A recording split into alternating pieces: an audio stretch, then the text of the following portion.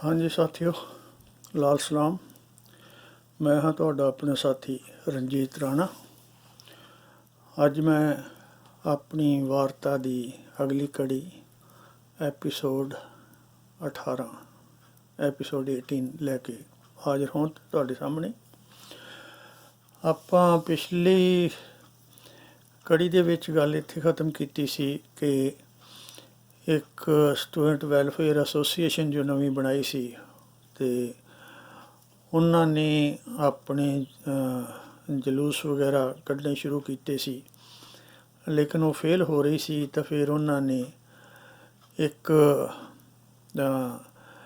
ਭੀਮ ਦੇ ਸੱਟਾਂ ਵਗੈਰਾ ਲੱਗਣ ਦੀ ਗੱਲ ਕਰਕੇ ਅਤੇ ਉਹਨਾਂ ਨੇ ਚੇਨ ਫਾਸਟ ਸ਼ੁਰੂ ਕੀਤਾ ਸੀ।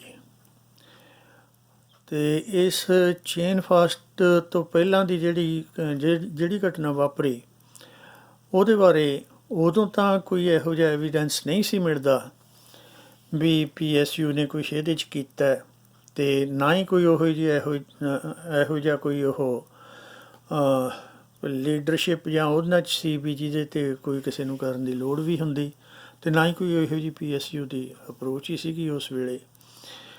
ਅਤੇ ਲੇਕਿਨ ਗੱਲ ਇਹ ਕਦੇ ਸਮਝ ਨਹੀਂ ਸੀ ਆਉਂਦੀ ਵੀ ਇਹ ਗੱਲ ਹੋਈ ਕਿਵੇਂ, ਕੀ ਗੱਲ ਉਹਨਾਂ ਨੇ ਕੀਤੀ ਹੈ, ਜਿਸ ਦਾ ਤਕਰੀਬਨ ਮੈਨੂੰ 8-9 ਸਾਲ ਮਗਰੋਂ ਪਤਾ ਲੱਗਾ ਜਦੋਂ ਅਸੀਂ ਟੀਚਰਸ ਦੇ ਵਿੱਚ ਆ ਗਏ। ਅਤੇ ਉਸ ਗਰੁੱਪ 'ਚੋਂ ਵੀ ਕੁਛ ਬੰਦੇ ਟੀਚਰਸ ਵਿੱਚ ਆ ਗਏ, ਉਹ ਮਗਰੋਂ ਨਾਲ ਸੰਬੰਧ ਵੀ ਚੰਗੇ ਬਣੇ। ਅਤੇ ਉਹਨਾਂ ਨੇ ਫਿਰ ਦੱਸਿਆ ਵੀ ਉਸ ਮੁੰਡੇ ਨੇ ਨਿਹਾਇਤ ਹੀ ਕੋਈ ਗੰਦੀ ਹਰਕਤ ਕਰਕੇ ਉਸ ਦੀ ਸ਼ਰਮ ਦੇ ਵਿੱਚ ਉਹਨੇ ਆਪਦਾ ਸਿਰ ਕੰਧ 'ਚ ਮਾਰਿਆ, ਅਤੇ ਜਦੋਂ ਇਸ ਤਰ੍ਹਾਂ ਹੋ ਕੇ ਅਤੇ ਜ਼ਖਮੀ ਹੋ ਗਿਆ ਉਹ, ਤਾਂ ਫਿਰ ਉਹਨਾਂ ਨੇ ਵੀ ਇਸ ਚੀਜ਼ ਨੂੰ ਕੈਸ਼ ਕਿਸ ਤਰ੍ਹਾਂ ਕਰਾਈਏ, ਇਸ ਦੀ ਸਟੋਰੀ ਬਣਾ ਕੇ ਅਤੇ ਉਸ ਨੂੰ ਹਨੇਰੇ ਹੋਏ ਉੱਥੇ ਸੁੱਟ ਕੇ ਇੱਟਾਂ ਦੇ ਕੋਲੇ ਅਤੇ ਰੌਲਾ ਪਾ ਦਿੱਤਾ। ਇਹ ਉਹਨਾਂ ਦਾ ਆਪਣਾ ਵਰਸ਼ਨ ਹੈ, ਅਤੇ ਇਹ ਮੈਨੂੰ ਉਸ ਮੇਰੇ ਜੋ ਕਲੀਗ ਦਾ ਨਾਂ ਸੀ ਉਹ ਮਨਧੀਰ ਨੇ ਦੱਸਿਆ। ਅਤੇ ਸੋ ਆਪ ਹੀ ਤੁਸੀਂ ਸਮਝ ਸਕਦੇ ਹੋ ਵੀ ਉਹ ਕਿੱਥੇ ਕੁ ਪਹੁੰਚੇ ਹੋਏ ਸੀਗੇ ਅਤੇ ਕਿਸ ਕਿਰਦਾਰ ਦੇ ਮਾਲਕ ਸੀਗੇ। ਅਤੇ ਮੇਰਾ ਖਿਆਲ ਹੈ ਵੀ ਮੌਜੂਦਾ ਜੋ ਗੌਰਮੈਂਟਾਂ ਉਹਨਾਂ ਨੂੰ ਵੀ ਮਾਤ ਪਾ ਰਹੇ ਸੀਗੇ ਉਹ ਉਸ ਵੇਲੇ। ਖੈਰ, ਉਹਨਾਂ ਦੀ ਚੇਨ ਸਟਰਾਈਕ ਚੱਲ ਗਈ। ਉਸ ਤੋਂ ਕੁਛ ਦਿਨ ਮਗਰੋਂ ਫਿਰ ਉਹਨਾਂ ਨੇ hunger strike, fast to death, ਇੱਕ ਮਰਨ ਵਰਤ 'ਤੇ ਉਹਨਾਂ ਨੇ ਬੰਦਾ ਬਿਠਾ ਦਿੱਤਾ ਜਿਸ ਦਾ ਨਾਮ ਚਰਨਜੀਤ ਸਿੰਘ ਸੀ। ਅਤੇ ਉਸ ਦੀ ਕੋਈ ਅਕੈਡੈਮਿਕ ਜਾਂ ਹੋਰ ਕੋਈ ਉਹਦਾ ਰੈਕਡ ਤਾਂ ਵਧੀਆ ਨਹੀਂ ਸੀ, ਪਰ ਉਹਨਾਂ ਨੂੰ ਉਹੀ ਆਦਮੀ ਲੱਭਿਆ। ਅਤੇ ਉਸ ਤੋਂ 3-4-5 ਦਿਨ ਚੱਲਣ ਦੇ ਬਾਅਦ ਉਹਨਾਂ ਨੇ ਕੁਛ ਡਿਮਾਂਡਸ ਹੀ ਰੱਖੀਆਂ ਹੋਈਆਂ ਸੀ ਇਸ ਚੇਨ ਸਟਰਾਈਕ ਦੇ ਵਿੱਚ ਵੀ ਇਸ ਦੀ ਕਮਿਸ਼ਨ ਵੱਲੋਂ ਇਨਕੁਆਇਰੀ ਕੀਤੀ ਜਾਵੇ, ਅਤੇ ਜੋ ਇਸ ਦੇ ਕਰਨ ਵਾਲੇ ਆ ਉਹਨਾਂ ਨੂੰ ਸਜ਼ਾਵਾਂ ਦਿੱਤੀਆਂ ਜਾਣ, ਅਤੇ ਯੂਨੀਵਰਸਿਟੀ 'ਚ ਜੋ ਕੁਛ ਵਾਪਰ ਰਿਹਾ ਉਸ ਦੀ ਕਮਿਸ਼ਨ ਇਨਕੁਆਇਰੀ ਕਰਕੇ ਰਿਪੋਰਟ ਦੇਵੇ। ਸੋ ਇਹ ਮੰਗਾਂ ਉਹਨਾਂ ਦੀਆਂ ਮੰਨੀਆਂ ਗਈਆਂ ਸੀ, ਅਤੇ ਜਿਸ ਦੇ ਬਾਅਦ ਵਿੱਚ ਉਹਨਾਂ ਨੇ ਚੇਨ ਫਾਸਟ ਮਰਨ ਵਰਤ ਸੀ ਜਿਹੜਾ ਉਹ 4-5 ਦਿਨ ਦੇ ਬਾਅਦ ਹੱਲ ਹੋਇਆ ਉਹਨਾਂ ਦਾ ਮਸਲਾ, ਜਾਂ ਉਹਨਾਂ ਨੇ ਚੇਨ ਫਾਸਟ ਡਿਸਕੰਟੀਨਿਊ ਕੀਤਾ। ਜੋ ਵੀ ਉਹਦੇ 'ਚ ਫਾਰਮੈਲਿਟੀ ਹੁੰਦੀ ਹੈ, ਕਿਸੇ ਤੋਂ ਦੁੱਧ ਪਿਆ, ਕਿਸੇ ਤੋਂ ਜੂਸ ਪਿਆ, ਇਸ ਤਰ੍ਹਾਂ ਉਹਨਾਂ ਨੇ ਉਸ ਨੂੰ ਸੈਰੇਮਨਾਈਜ਼ ਕੀਤਾ। ਇੱਕ ਉਦੋਂ ਅਫਵਾਹ ਚੱਲੀ ਸੀਗੀ ਵੀ ਉਸ ਦਾ ਜੋ ਭਾਰ ਸੀ ਉਹ ਡਿਊਰਿੰਗ ਚੇਨ ਫਾਸਟ ਵੱਧ ਗਿਆ ਸੀ। ਅਤੇ ਇਹ ਚੀਜ਼ ਫਿਰ ਮੈਨੂੰ ਜਦੋਂ ਮੇਰਾ ਕੁਲੀਗ ਮਨਧੀਰ ਸਿੰਘ ਸੀ ਉਸ ਨੇ ਦੱਸਿਆ, ਤਾਂ ਉਹ ਚੀਜ਼ ਵੈਰੀਫਾਈ ਹੋ ਗਈ ਕਿ ਵਾਕਈ ਉਸ ਦਾ ਭਾਰ ਵੱਧ ਗਿਆ ਸੀਗਾ। ਅਤੇ ਉਸ ਕਿਸ ਤਰ੍ਹਾਂ ਭਾਰ ਵਧਿਆ ਵੀ ਕਿਸ ਤਰ੍ਹਾਂ ਅਸੀਂ ਉਹਨੂੰ ਖਵਾਉਂਦੇ ਹੁੰਦੇ ਸੀ ਪਿੱਛੇ ਜਾ ਕੇ, ਇਹ ਸਾਰਾ ਸੈਟਅਪ ਸੀਗਾ। ਸੋ ਇਹ ਦੋ ਗੱਲਾਂ ਵੈਰੀਫਾਈ ਹੋ ਗਈਆਂ।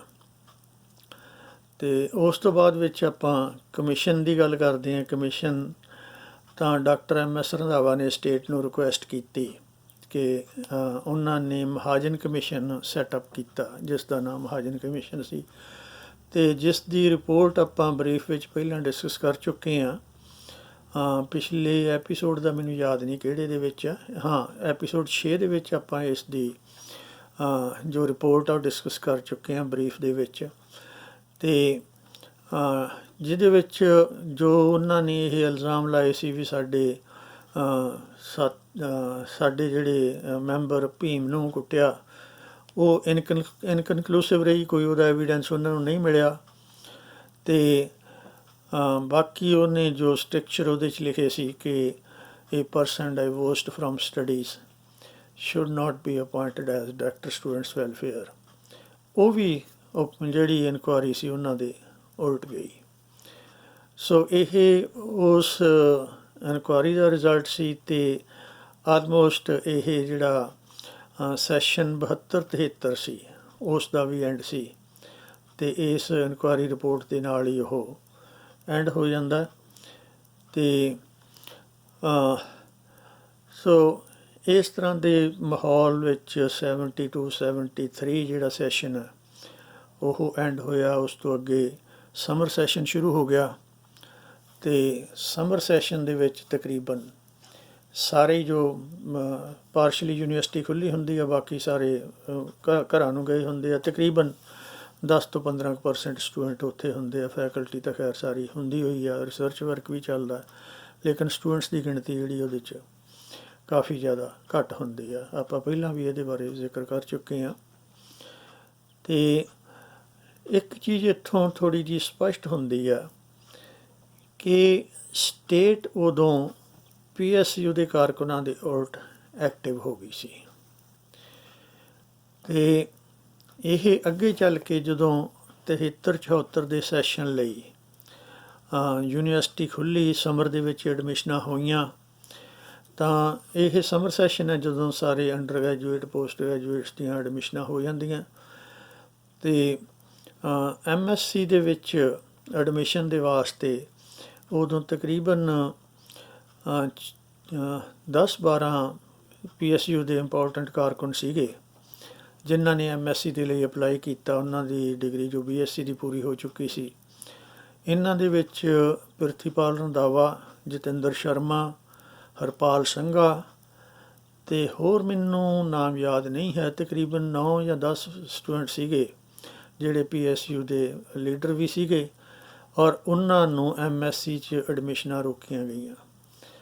ਐਡਮਿਸ਼ਨਾਂ ਰੋਕਣ ਦਾ ਉਹਨਾਂ ਨੇ ਜੋ ਇਸ ਦਾ ਢੰਗ ਅਪਣਾਇਆ ਉਹ ਇਹ ਅਪਣਾਇਆ ਕਿ ਜਿੱਥੇ ਵੀ ਕਿਸੇ ਦੀ ਮੈਰਿਟ ਬਣਦੀ ਸੀ, ਜਿਸ ਤਰ੍ਹਾਂ ਕੋਈ ਫਰਜ਼ ਕਰੋ ਵੀ ਮੈਰਿਟ ਵਿੱਚ ਕੋਈ ਨੰਬਰ 4 'ਤੇ ਆ ਗਿਆ, ਅਤੇ ਉਹਨਾਂ ਨੇ 3 ਤੋਂ ਮਗਰੋਂ ਸਾਰੀਆਂ ਸੀਟਾਂ ਹੀ ਖ਼ਤਮ ਕਰ ਦਿੱਤੀਆਂ। ਅਤੇ ਜੇ ਕੋਈ 7ਵੇਂ 'ਤੇ ਆ ਗਿਆ ਕਿਸੇ ਹੋਰ ਡਿਪਾਰਟਮੈਂਟ 'ਚ ਤਾਂ ਉਹਦੇ 6 'ਤੇ ਕੱਟ ਲਾ ਕੇ ਬਾਕੀ ਸਾਰੀਆਂ ਸੀਟਾਂ ਖ਼ਤਮ ਕਰ ਦਿੱਤੀਆਂ।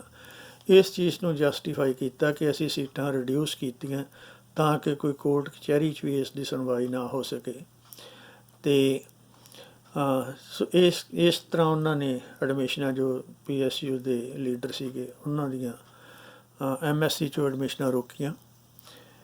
ਅਤੇ ਇਸ ਦੇ ਨਾਲ ਹੀ ਸੈਸ਼ਨ ਜਦੋਂ ਅਗਲੇ ਸਾਲ ਸ਼ੁਰੂ ਹੁੰਦਾ ਤਾਂ ਉਦੋਂ ਕੀ ਦੇਖਣ ਨੂੰ ਮਿਲਦਾ ਵੀ ਡਾਕਟਰ MS ਰੰਧਾਵਾ 4 ਮਹੀਨੇ ਦੀ ਛੁੱਟੀ 'ਤੇ ਜਾ ਚੁੱਕੇ ਸੀ, ਅਤੇ ਉਹ ਛੁੱਟੀ 'ਤੇ ਉਹਨਾਂ ਨੂੰ ਜ਼ਬਰਦਸਤੀ ਭੇਜਿਆ ਜਾ ਚੁੱਕਾ ਸੀ, ਜਿਸ ਦਾ ਇੰਕਸ਼ਾਫ ਆਪਾਂ 6 ਨੰਬਰ ਐਪੀਸੋਡ ਦੇ ਵਿੱਚ ਕੀਤਾ ਕਿ ਕਿਸ ਤਰ੍ਹਾਂ ਡਾਕਟਰ MS ਰੰਧਾਵਾ ਨੇ ਚਿੱਠੀ ਲਿਖੀ ਕਿ ਮੈਨੂੰ ਵੀ I was forced to go on leave for 4 months and how Director Students Welfare Prithipal Kamboj was planning mischief against him।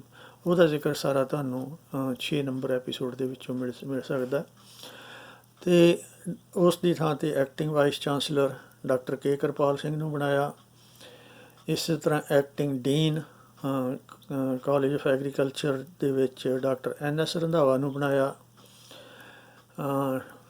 College of agriculture engineering ਦੇ ਵਿੱਚ ਜੋ ਐਕਟਿੰਗ ਡੀਨ ਡਾਕਟਰ BS ਪਾਠਕ ਨੂੰ ਬਣਾਇਆ। ਡਾਕਟਰ CM ਜੈਕਬ ਵੀ ਉਸ ਵੇਲੇ ਛੁੱਟੀ 'ਤੇ ਭੇਜਿਆ ਜਾਂ ਸ਼ਾਇਦ ਛੱਡ ਕੇ ਜਾ ਚੁੱਕੇ ਸੀਗੇ। ਅਤੇ ਉਹਨਾਂ ਨੂੰ ਹੋਰ ਕਿਤੇ ਮੇਰੇ ਖਿਆਲ ਵਾਈਸ ਚਾਂਸਲਰਸ਼ਿਪ ਮਿਲ ਗਈ ਸੀ। ਅਤੇ ਇਸੇ ਤਰ੍ਹਾਂ ਬੇਸਿਕ ਸਾਇੰਸਿਸ ਦੇ ਵਿੱਚ ਐਕਟਿੰਗ ਡੀਨ ਡਾਕਟਰ ਜੌਲ SS ਜੌਲ ਬਣਾਏ ਗਏ, ਅਤੇ ਸਭ ਕੁਛ ਹੀ ਉਸ ਵੇਲੇ ਐਕਟਿੰਗ ਸੀ ਯੂਨੀਵਰਸਿਟੀ ਦੇ ਵਿੱਚ ਚੱਲ ਰਿਹਾ। ਅਤੇ ਇਸ ਤਿਆਰੀ ਨਾਲ ਉਹਨਾਂ ਨੇ ਅਗਲਾ ਸੈਸ਼ਨ ਸ਼ੁਰੂ ਕਰਵਾਇਆ। 73-74 ਦਾ ਸੈਸ਼ਨ ਫਸਟ ਟਰਾਈਮੈਸਟਰ ਦੇ ਵਿੱਚ ਜਦੋਂ ਅਸੀਂ ਆਏ ਅਤੇ ਇਹ ਪਤਾ ਲੱਗਾ ਕਿ ਇੰਨੇ ਸਟੂਡੈਂਟਸ ਦੀਆਂ ਐਡਮਿਸ਼ਨਾਂ ਰੋਕੀਆਂ ਗਈਆਂ, ਉਹਨਾਂ ਨੂੰ MSc 'ਚ ਐਡਮਿਸ਼ਨ ਨਹੀਂ ਦਿੱਤੀ ਗਈ, ਤਾਂ ਲਾਜ਼ਮੀ ਸੀ ਵੀ ਇਸ ਦਾ ਰਿਐਕਸ਼ਨ ਹੋਣਾ ਸੀ ਅਤੇ ਸਟੂਡੈਂਟ ਵੱਲੋਂ ਐਜੀਟੇਸ਼ਨ ਚੱਲਣੀ ਸੀਗੀ। ਅਤੇ ਉਹ ਐਜੀਟੇਸ਼ਨ ਉੱਥੇ ਸ਼ੁਰੂ ਹੋਈ, ਅਤੇ ਉਹੀ ਗੱਲਾਂ ਜੋ ਨਾਰਮਲ ਮੈਮੋਰੈਂਡਮ, ਪੋਸਟਰ, ਲੀਫਲੈਟਸ, ਜਲੂਸ, ਜਲਸੇ, ਮੁਜ਼ਾਹਰੇ, ਉਹ ਚੀਜ਼ਾਂ ਸ਼ੁਰੂ ਹੋਈਆਂ। ਅਤੇ ਉਹਨਾਂ ਚੀਜ਼ਾਂ ਦੇ ਨਾਲ ਯੂਨੀਵਰਸਿਟੀ ਇਸ ਗੱਲ ਦੇ ਲਈ ਤਿਆਰ ਸੀ, ਅਤੇ ਉਹਨਾਂ ਨੇ ਸਾਰੇ ਪ੍ਰੀਵੈਂਟਿਵ ਮੇਜਰ ਲਏ ਹੋਏ ਸੀਗੇ। ਅਤੇ ਲੇਕਿਨ ਹਜੇ ਤਾਈਂ ਉਹਨਾਂ ਨੇ ਕੋਈ ਉਹੋ ਜਿਹੇ ਟੈਕਟਿਕਸ ਨਹੀਂ ਸੀ ਅਪਣਾਏ ਵੀ ਜਿਹੜਾ ਇਹ ਰਿਫਲੈਕਟ ਕਰਨ ਕਿ ਵੀ ਉਹ ਜੋ ਹਾਰਡ ਮੇਜਰ ਲੈ ਰਹੇ ਨੇ। ਤਾਂ ਇਸ ਪ੍ਰੋਸੈਸ ਦੇ ਵਿੱਚ ਜੋ ਸਟੂਡੈਂਟਸ ਵੈਲਫੇਅਰ ਐਸੋਸੀਏਸ਼ਨ ਸੀ ਉਸ ਨੇ anti-PSU ਸਿਗਨੇਚਰ ਕੰਪੇਨ ਸ਼ੁਰੂ ਕੀਤੀ, ਅਤੇ ਇਹ ਜਸਟੀਫਾਈ ਕਰਦੇ ਹੋਏ ਵੀ ਇਹਨਾਂ ਦੀਆਂ ਐਡਮਿਸ਼ਨਾਂ ਰੋਕੀਆਂ ਗਈਆਂ ਜੋ ਠੀਕ ਹੈ। ਅਤੇ ਉਹ ਇੱਕ ਦਿਨ ਰਾਤ ਨੂੰ ਕੈਰੋਂ ਕਿਸਾਨ ਘਰ ਦੇ ਵਿੱਚ ਕੁਛ ਸਟੂਡੈਂਟ ਉੱਥੇ ਰਹਿੰਦੇ ਸੀ, ਉਹਨਾਂ ਤੋਂ ਸਾਈਨ ਕਰਵਾ ਰਹੇ ਸੀ।